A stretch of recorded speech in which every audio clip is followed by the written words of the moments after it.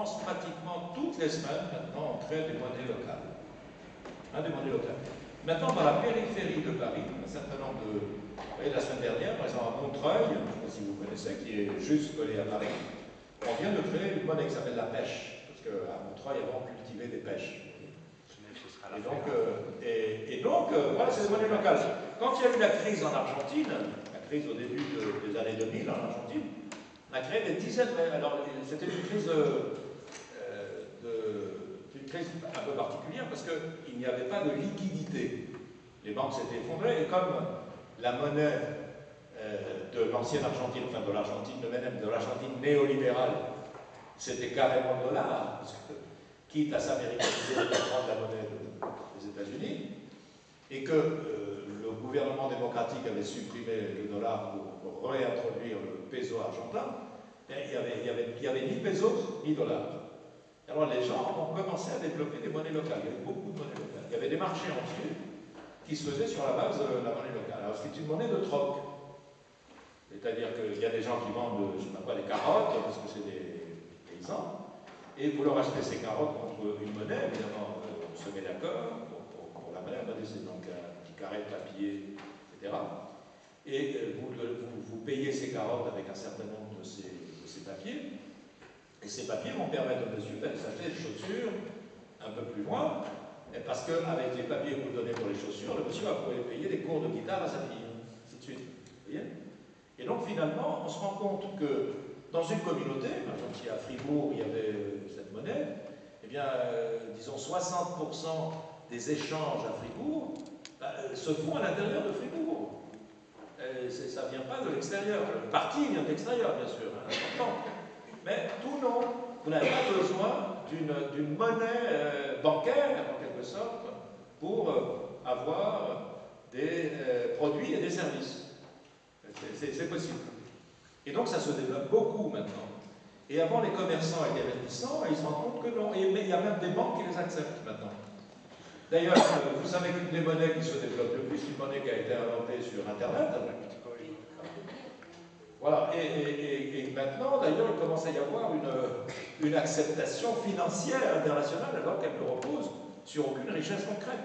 Après tout, souvenez-vous de ce qu'avait fait Nixon en 1971, quand il a désamarré le dollar de l'or. Vous savez que le dollar, c'est exactement comme la pêche de Montreuil. Le dollar n'est arrivé à rien, il ne vaut rien. Il ne vaut que parce que nous avons décidé qu'il vaut tant. Mais c'est une pure convention. Jusqu'en 1971, vous pouviez aller dans n'importe quelle banque, d'ailleurs c'était marqué sur le dollar, vous alliez dans une banque et vous pouviez demander l'échange de votre billet de 20 $ en or, et la banque était obligée de vous donner de l'or. Mais aujourd'hui, non. Aujourd'hui, un dollar vaut un dollar parce que les Américains l'ont décidé. Il n'y a aucun équivalent. Ça n'équivaut à rien. Donc pas plus que la monnaie que nous pouvons faire ici, entre nous, si on décidait de créer une monnaie ce soir. Donc évidemment, le troc se développe. Il y a même aujourd'hui des organisations en Amérique latine, par exemple, qui sont des pays. Car la région où cette question s'est le plus développée, avec un fort sentiment populaire, de connaissance curieusement populaire qu'il fallait s'opposer au néolibéralisme, c'est dans des pays comme le Venezuela, l'Équateur, la Bolivie, l'Argentine, l'Uruguay, etc. Et un certain nombre de ces pays ont créé une sorte d'union économique qu'on appelle l'ALBA. Vous avez peut-être entendu parler de l'ALBA, hein? Alliance latino-américaine, voilà, voilà, alternative bolivarienne pour les Américains. Et c'est avant tout économique. Et l'idée, c'est, voilà, le Nicaragua, Cuba, Venezuela, l'Équateur, la Bolivie, bon, et d'autres îles anglophones de la Caraïbe, sont des pays qui s'échangent des produits sans échange monétaire. Je te vends une tonne de bananes contre, je ne sais pas quoi, tant de barils de pétrole. Hein, je te vends tant de kilos de sucre contre ceci. Il n'y a pas d'échange monétaire. Donc c'est en dehors du système financier, c'est du pur troc. Et ça, les pays européens pourraient le faire. À l'intérieur de l'Union européenne, par exemple. Mais c'est une union économique et financière. Mais on pourrait le faire. Ça permet aux pays de ne pas passer par le change. Voilà, par les devises, par le change, par le dollar, etc. Et c'est quand même une dizaine de pays qui échangent ça. Hein, donc le troc se développe, et il se développe pour essayer de ne pas dépendre des logiques financières, des logiques économiques. Même s'il existe des marchés en Amérique latine aussi, purement économiques, comme le Mercosur en particulier, qui se développe beaucoup. Et votre réflexion, effectivement, ben c'est un petit peu, ça a été un peu l'un des moteurs d'attaque à un moment, comme je le disais tout à l'heure. Comment faire en sorte que des gens, d'abord, s'intéressent à cette problématique, hein, parce que vous voyez bien que l'économie, on est obligé de s'y intéresser, parce que même si vous ne vous y intéressez pas, elle s'intéresse à vous. C'est un peu comme la politique. Hein. Autant, par conséquent, s'y intéresser. Parce que chacun paie des impôts, chacun paie une TVA, chacun consomme, chacun a affaire aux services publics, etc.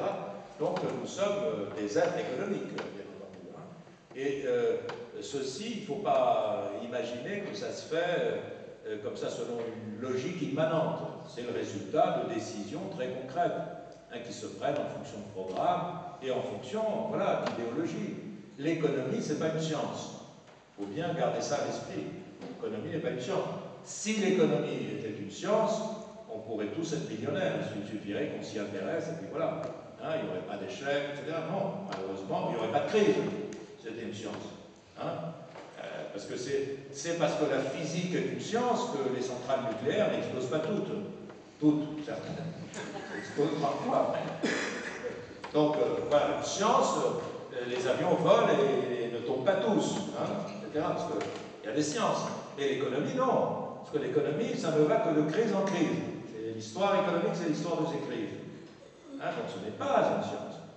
Contrairement à ce que les économistes essaient de nous faire croire. Hein.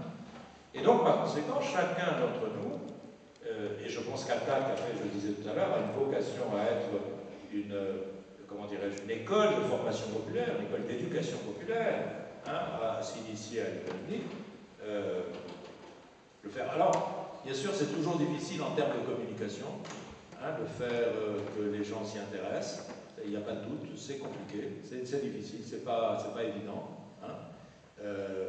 Mais bon, regardez, ce soir, on parle de sortir du libéralisme, vous êtes assez nombreux, nous sommes assez nombreux ici, pour nous intéresser à la problématique, ce qui prouve que, effectivement, ce sont des sujets, malgré tout, qui nous intéressent, mais il reste que c'est un problème de communication, je crois que vous avez parfaitement raison, hein, et qu'on n'a pas toujours résolu ces problèmes-là, même si Attac en particulier publie vous en avez apporté, hein, publie des petits fascicules qui expliquent très clairement, de manière très didactique, un certain nombre de questions économiques. Donc il y a un gros effort communicationnel, bon, avec des cours, avec des séminaires, avec des universités d'été, avec des conférences. Il y a eu beaucoup de travail qui a été fait par Attac dans cette direction, pas seulement Attac, hein, mais évidemment, Attac en a fait beaucoup.